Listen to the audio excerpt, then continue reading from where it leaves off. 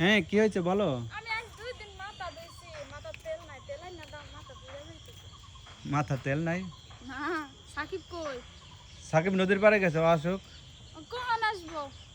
কইছে আইসা পড়ুন তাড়াতাড়ি। তোমাকে আজ 2 দিন ধরে কইতাছি, তোমাকে মনে থাকে না, তেল আইনা দাও, তুমি হন যাও, সাকিবের আশা লাগবে না। রান্না করছো?